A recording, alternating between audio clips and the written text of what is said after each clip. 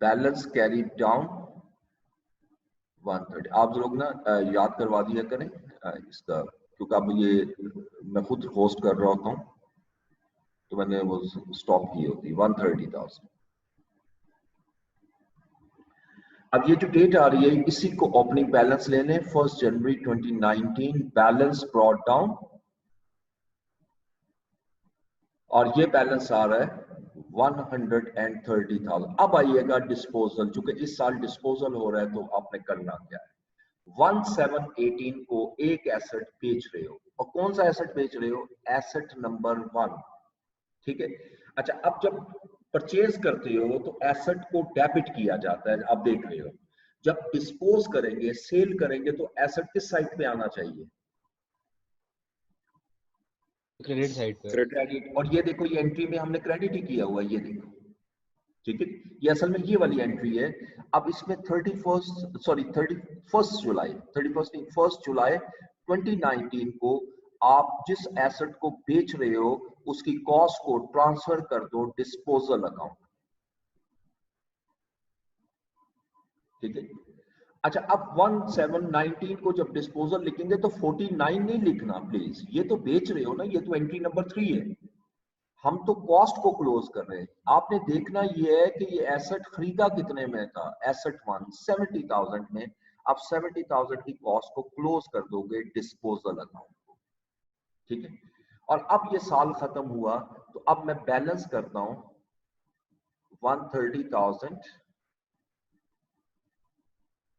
130,000 और बैलेंस आया मेरे पास 60,000 का। और ये बैलेंस कब आएगा, 31 दिसंबर 2019 बैलेंस कैरी डाउन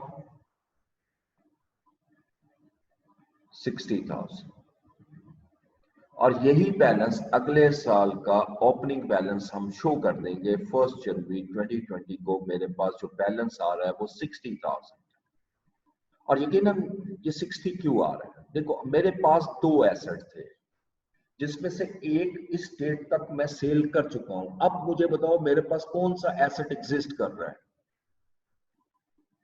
एसेट 2 रह गया बस, एसेट 2 रह गया, ठीक है ना, ये वाला एसेट रह गया। और इसकी कॉस्ट क्या है, 60,000, और यही मेरा बैलेंस भी होना चाहिए। तो ये बड़ा सिंपल सा अकाउंट है, एसेट अकाउंट। और देखो इसमें हर अकाउंट के अलग मार्क्स होते हैं। अब ये अकाउंट, ये क्वेश्चन अगर 10 मार्क्स का आता है तो इसमें से 3 मार्क्स तो इसके होंगे, तो जिसमें तो कुछ भी नहीं है, सिंपल आपने डेबिट और क्रेडिट करना है। बताओ इसकी समझ आई इस अकाउंट की, किसी को ना कोई प्रॉब्लम हो तो क्वेश्चन कर सकते हैं, ओके। ये सर क्लियर है। गुड, अब आगे चलते हैं और इस स्लाइड को भी मैं साथ ओपन कर लूंगा दोबारा।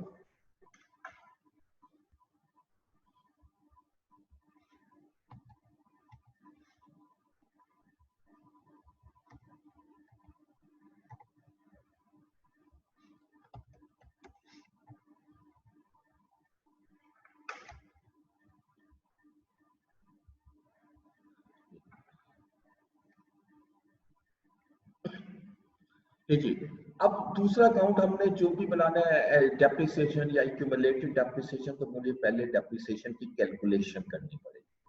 बिल्कुल उसी तरह, वैसे तो मुझे पहले करनी चाहिए थी लेकिन वो जगह कम थी, मैंने कहा चले एसेट अकाउंट बन जाएगा वो पहले बना दें, क्योंकि उसमें मुझे डेप्रिसिएशन नहीं चाहिए होती। अब डेप्रिसिएशन जब कैलकुलेट करनी है तो केयरफुली करनी है। और इसमें सिर्फ चेंज कहां पर आएगा, चेंज आएगा आखिरी साल में, ठीक है, और कहीं फर्क नहीं आएगा। तो चूंकि स्ट्रेट लाइन मेथड मैं यूज कर रहा हूँ, ये मेथड ऑब्वियसली डाटा दिया कुछ ना लिखा हो तो ये जो डाटा दिया हो बड़ा क्लियर शो कर रहा है कि ये स्ट्रेट लाइन मेथड, ये भी जेड में रखना है। और अगर डेट्स दी हो जैसे ये दी हुई हैं और ये ना लिखा हो कि फुल ईयर यूज करना है या मंथली करना है, तो फिर आपने फुल ईयर कन्वेंशन ही मंथली कन्वेंशन ही यूज करना है, ये उसके नॉर्म्स होते हैं। तो लिहाजा यहाँ पर ऊपर लिख देता हूँ, मेथड यूज कर रहा हूँ स्ट्रेट लाइन मेथड, और कन्वेंशन है प्रोरेटा। तो खैर एनीवे, पहले तो मुझे दोनों एसेट की ना एनुअल डेप्रिसिएशन चाहिए, यानी पहले मैं कैलकुलेट करूंगा एनुअल डेप्रिसिएशन, बाद में देखेंगे किस साल की कितनी डेप्रिसिएशन। पहले एनुअल डेप्रिसिएशन निकाल लो, A1 की, एसेट 1 की और एसेट 2 की। एसेट 1 कितने में खरीदा था आपने? Cost of asset 70,000 minus residual value इसकी आ रही है 6,000। 70,000 में से 6,000 लेस कर दो और इसको डिवाइड कर दें। यूजफुल लाइफ 5 इयर्स, इसको 5 पे डिवाइड कर दिया तो बताइए कितनी डेप्रिसिएशन आई? 12,800। 12,800, यानी ये पूरे साल की डेप्रिसिएशन है। इसी तरह A2 की कॉस्ट है मेरे पास 60,000 और इसकी रेजिडुअल वैल्यू है 9,000 और यूजफुल लाइफ आप देख सकते हो 4 इयर्स, इसको 4 में डिवाइड कितनी आएगी? सर 12750। 12750, यानी एसेट 1 की पूरे साल की अगर डेप्रिसिएशन लूंगा तो 12,800 आएगी।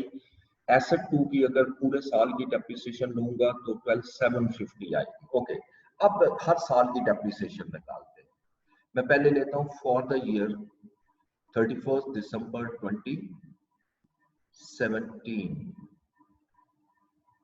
इस साल में कितने एसेट थे मेरे पास? इस साल में सिर्फ एक एसेट था A1 और ये कब खरीदा था?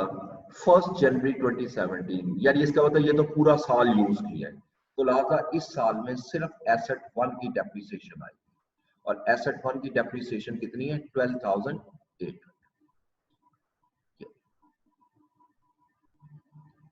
31 दिसंबर 2018 को अब मेरे पास 31 दिसंबर 2018 को एक एसेट और खरीद लिया इस साल में। 18 में एक साल एसेट और खरीद लिया। अब इसका मतलब मेरे पास दो एसेट है। एसेट 1 की डेप्रिसिएशन तो वही आएगी 12,800 और एसेट 2 की डेप्रिसिएशन 12,750 बनती है, लेकिन आपने कितने महीने यूज किए वो देख लीजिएगा। 1/4 को परचेज किया है, इसका मतलब आपने इसको 8 मंथ यूज किया या 9 मंथ? सर 9 मंथ यूज हुआ ना? 9 मंथ, क्योंकि अप्रैल 1 है तो इसका होता है अप्रैल से स्टार्ट करोगे और दिसंबर तक जाओगे तो ये आपके बनते हैं टोटल 9 मंथ। तो इसका मतलब है कि जो A2 की डेप्रिसिएशन है वो पूरे साल की नहीं आएगी। 1250 750 इंटू 9/12 तो कितनी डेप्रिसिएशन आई? सर 9563। 956 सर 63। 63। अब टोटल डेप्रिसिएशन कर लीजिएगा 22,363। अच्छा, तीसरा साल जिस साल में डिस्पोजल हो रही है वो भी ख्याल से देखना है। इस साल में आपने एक एसेट बेच दिया है। कौन सा एसेट बेचे? A1, लेकिन दोनों एसेट यूज तो किए है ना आपने, ठीक है? तो A1 की डेप्रिसिएशन मैं लूंगा, लेकिन A1 चूंकि मैंने सेल किया 1 जुलाई को, इसका मतलब इसकी डेप्रिसिएशन जुलाई से पीछे पीछे जितने मंथ बनते हैं बैक पे वो सारी आएगी। 6 महीने तो यूज किया है ना आपने। 1 जनवरी 2019 से लेकर 30 जून 2019 तक आपने इसको यूज किया है, लिहाजा 6 मंथ की तो डेप्रिसिएशन आनी चाहिए। तो लिहाजा A1 की जो डेप्रिसिएशन है डिस्पोजल ईयर में 12,800 into 6/12 which is equal to 6,400। और A2 जहां तक तल्लक है वो पूरा साल यूज किया है क्योंकि वो पिछले साल खरीदा था और बेचा नहीं अभी तक, तो 12,750 की डेप्रिसिएशन में रिकॉर्ड कर। अब इसका मतलब है इस साल की डेप्रिसिएशन 19,150 है। अब ये डेप्रिसिएशन कम क्यों हो गई? हालांकि पिछले साल भी दो एसेट थे, इस साल भी दो एसेट हैं। पिछले साल डेप्रिसिएशन 22,000 समथिंग थी और इस साल 19,000 समथिंग पर आ चुकी है। ये तकरीबन 4,000 का जो कमी आ रही है ये सिर्फ इसलिए है कि इसमें एक एसेट जो आपने बेचा है वो पूरा साल यूज नहीं किया। तो सिंपल इसमें जिस साल में बेचा होता है ना उस साल में उसकी डेप्रिसिएशन को प्रोरेट करना होता है, ठीक है? अब आइएगा अकाउंट्स की तरफ। तो डेप्रिसिएशन एक्सपेंस अकाउंट पहले बना लेते हैं।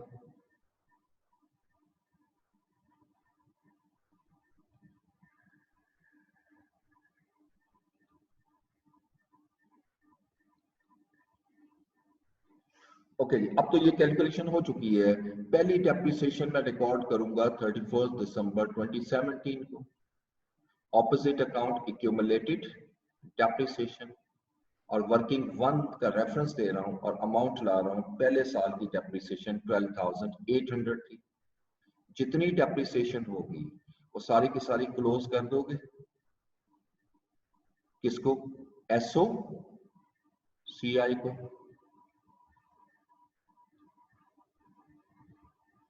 ठीक है जी, और इसके बाद इसको टोटल कर लें।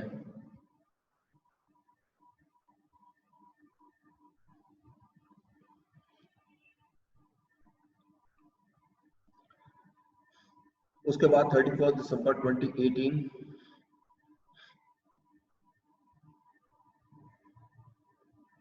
एक्यूमुलेटेड डेप्रिसिएशन वर्किंग नंबर 1, और ये डेप्रिसिएशन इस साल की है 22,363 एंड सो ऑन। मेरा ख्याल है इसको मैं ना भी बनाऊं तो आप समझ गए हो, ये तो इजीली होगा। क्या ख्याल है? ये सर बन जाएगा। ठीक है ना, इसमें तो सिंपल आपने डेबिट करना और क्लोज करते जाना है, इसमें कोई इशू नहीं। और वैसे भी लेजर एक ही स्टाइल है ना, ये सिर्फ एक क्वेश्चन में इसलिए लेजर का भी कर रहा हूं ताकि आप इसको फर्दर देख लो। ज्यादा हमने जोर देना कैलकुलेशन सीखने पर। अच्छा, उसके बाद आइएगा तीसरा लेजर एक्यूमुलेटेड डेप्रिसिएशन का।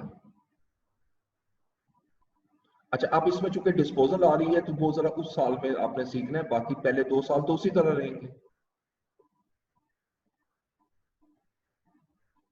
जी। तो पहले 31 दिसंबर 2017 को आपने जब डेप्रिसिएशन रिकॉर्ड की तो accumulated depreciation expense opposite account आ गया और इसकी अमाउंट आ रही है 12,800। ये साल खत्म हुआ, टोटल करेंगे यानी बैलेंस करेंगे इसको, ये 12,800 टोटल आया। यही टोटल जो है मेरा बैलेंस में आ जाएगा 31 दिसंबर 2017 बैलेंस कैरीड डाउन।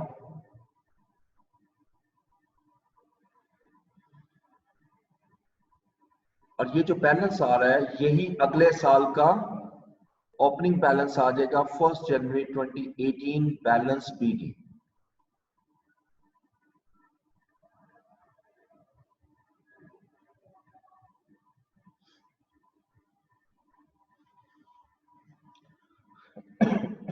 ओके, अब आपने क्या करना है नेक्स्ट में, इस साल की एक्यूमुलेटेड डेप्रिसिएशन रिकॉर्ड की 31 दिसंबर 2018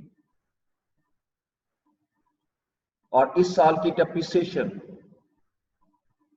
आपने रिकॉर्ड की थी 22,363। तो डेबिट हुआ डेप्रिसिएशन एक्सपेंस और क्रेडिट हुआ एक्यूमुलेटेड डेप्रिसिएशन।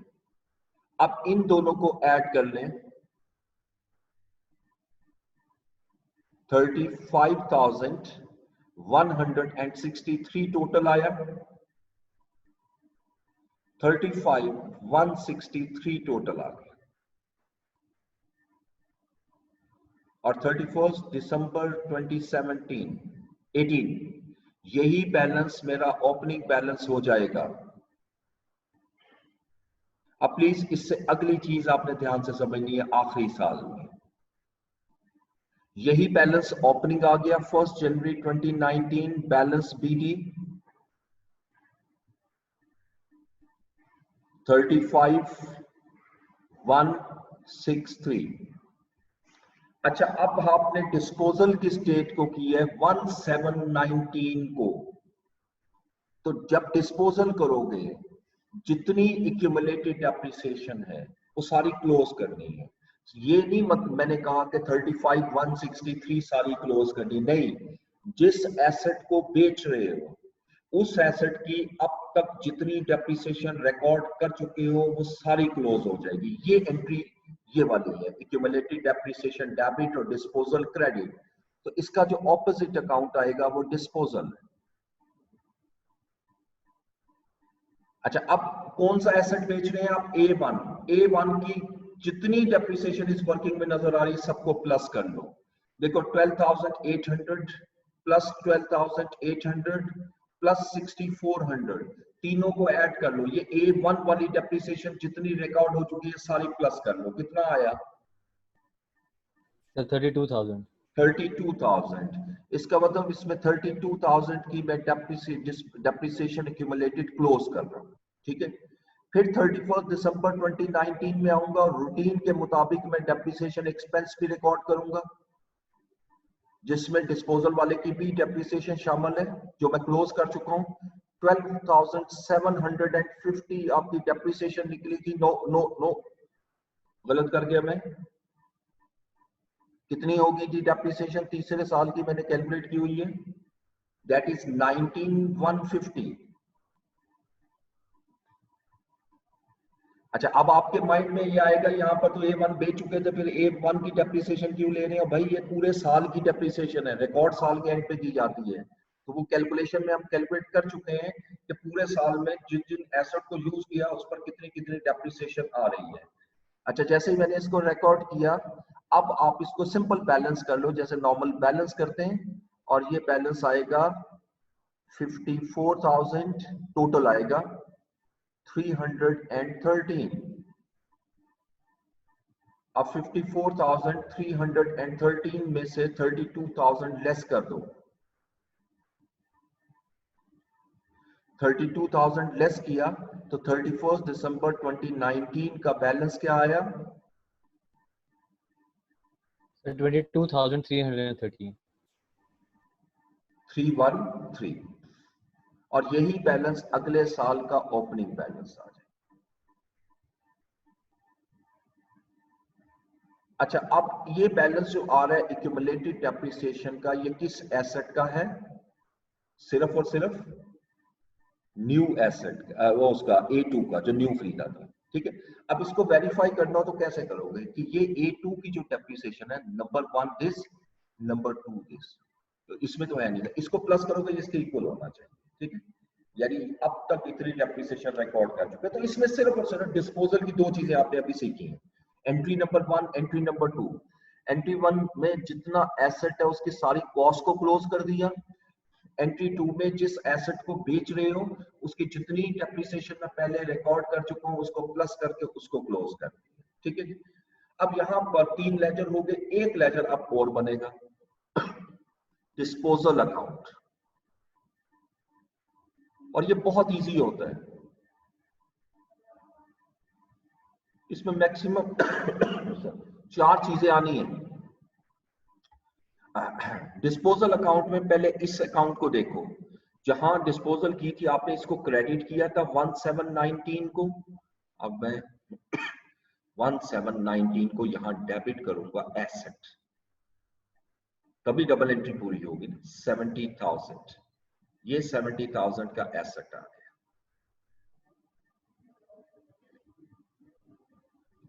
अच्छा, अब उसके बाद दूसरे नंबर पे स्टेप याद रखने हैं। पहला स्टेप क्या है कि क्लोज करना है कॉस्ट ऑफ एसेट, जो मैंने कर दिया। सेकंड, क्लोज करनी है एक्यूमुलेटेड डेप्रिसिएशन, वो इस लेजर से मिलेगी। ये अमाउंट जो आपने डिस्पोजल को ट्रांसफर की है, ये 32,000 की, ये इसकी क्रेडिट साइड पे आ जाएगी, वहां डेबिट है और यहाँ क्रेडिट एक्यूमुलेटेड डेप्रिसिएशन, ये डबल एंट्री भी पूरी हो चुकी है।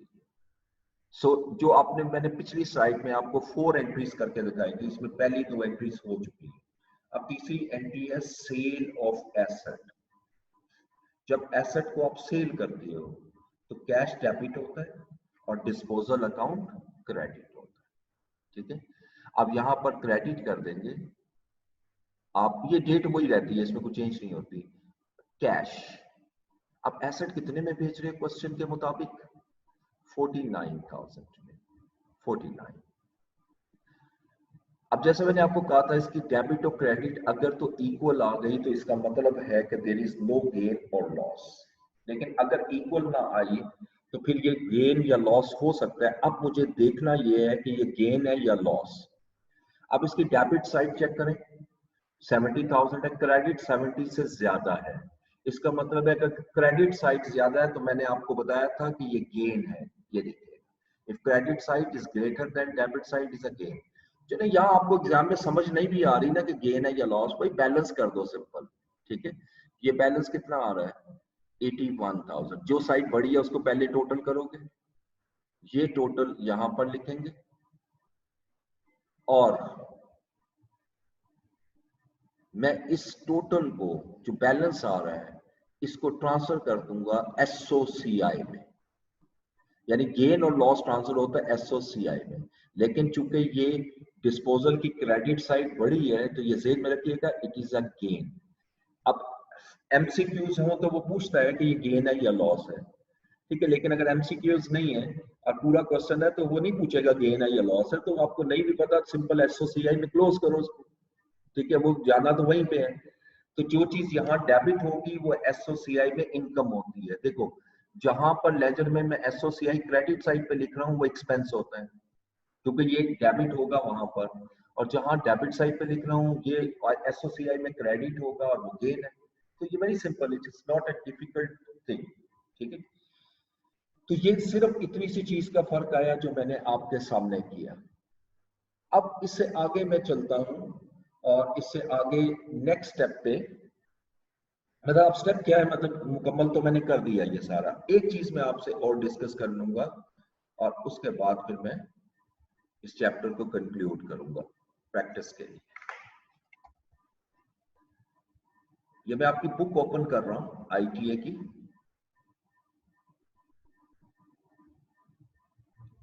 इसमें से एक चीज मैं आपको बताऊंगा वो बहुत जरूरी है और ये 3 मरतबा पास पेपर में आ चुकी है, ठीक है। इसको आपने अच्छी तरह याद कर लेना है।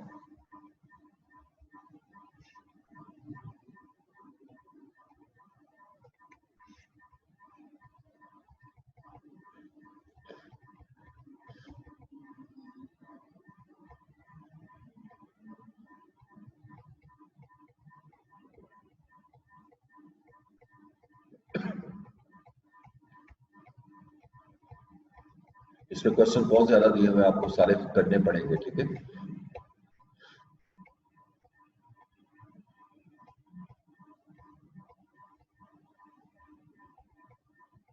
अच्छा वो आपके सिलेबस में नहीं है, वो सॉरी FF1 के सिलेबस में वो नहीं है, बस ये लास्ट था आपका डिस्पोजल, आगे सारी कैलकुलेशन। जी आगे नहीं है, ठीक है जी।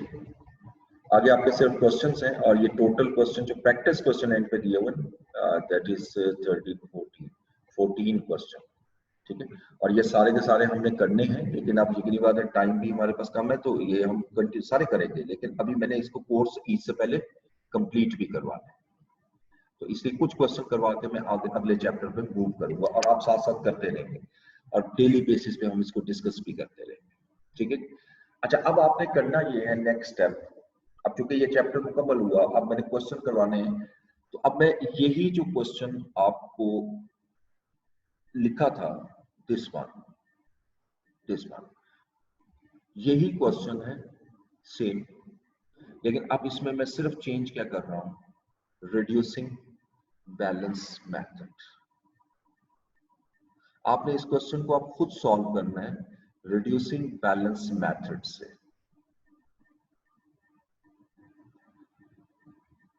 ठीक है। और रिड्यूसिंग बैलेंस मेथड में रेट चाहिए, कोई भी रेट ले लेते हैं, दोनों एसेट का रेट जो है हम 30% ले लेते हैं, दोनों एसेट का 30% ले लेते हैं। अब इसमें सिर्फ चेंज क्या होगा, आपकी ये वर्किंग दिस वन और प्रोरेटा बेसिस पे करनी है। और इसका मैंने, अगर आपको याद हो, मैंने एक तरीका क्या बताया था, आप 2 कॉलम बना लोगे A1 A2 और इसको सॉल्व करते जाओगे और टोटल सिर्फ और सिर्फ आपने किसका करना है, डेप्रिसिएशन का, और किसी चीज का आपने टोटल नहीं करना, ठीक है। तो अब इसमें आपको, अब मैं खुद चाहता हूं कि आप लोग करो, इसलिए मैं थोड़ा सा स्टार्ट दूंगा, यानी 1117 को आपने एसेट बाय किया था कॉस्ट, और उस वक्त आपने एसेट बाय किया था 70,000 का। अब पहला साल में सिर्फ यही एसेट था, तो 31 दिसंबर 2017 को आप डेप्रिसिएशन रिकॉर्ड करोगे और पूरा साल चूंकि यूज किया है तो डेप्रिसिएशन पूरे साल की आएगी, तो 70,000 का 30% ले लो तो 21,000। ठीक है जी। अब इस साल में दूसरा एसेट तो है नहीं था, तो 21,000 आ गया, यही मेरी डेप्रिसिएशन एक्सपेंस आ जाएगी। टोटल में बेशक माइनस ना लगाओ, मैंने पहले भी कहा था। ठीक है। अब इसके बाद इसकी कैरिंग अमाउंट ली तो 49 आ गया। अब आपने अगले साल A2 जो है 1418 को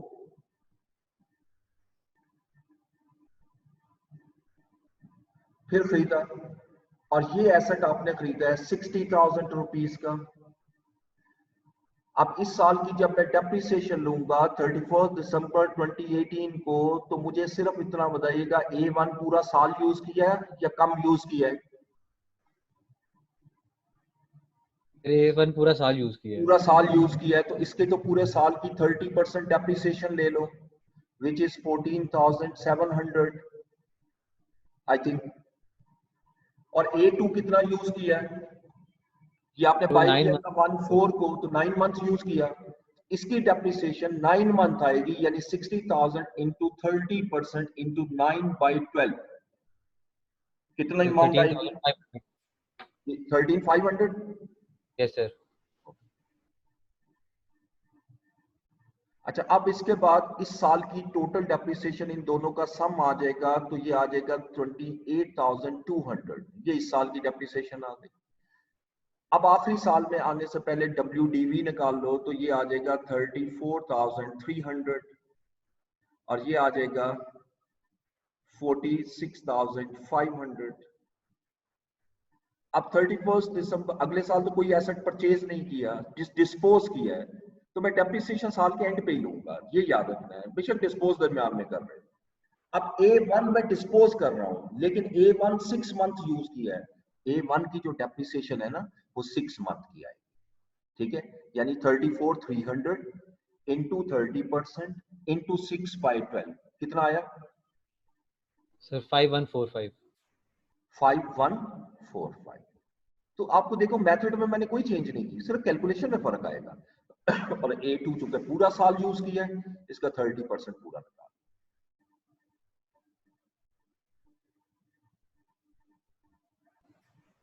सर इसका 13950। ठीक है जी। अब इन दोनों को ऐड कर लें, सर तो 19095। 19095, और उसके बाद बैलेंस करने की जरूरत नहीं है, बस मुझे डेप्रिसिएशन चाहिए। मैंने डेप्रिसिएशन निकाल दिया। अब ये लेजर से जरा खुद प्रैक्टिस कर। ठीक है। आज मैं इतना ही कर रहा हूँ क्योंकि मेरे तबीयत ठीक नहीं है, तो मेडिसिन ले लूँ। तो इसको मुकम्मल कीजिएगा, कल इंशाल्लाह हम जरा और क्वेश्चन करेंगे। ठीक है। और मंडे से मैं साथ आपका अगला चैप्टर भी स्टार्ट कर दूँ, और सैटरडे को शायद मैं आपकी कोई क्लास रखूँ, फिर मैं आपको टाइम बता दूँ। ठीक है। Thank you ji.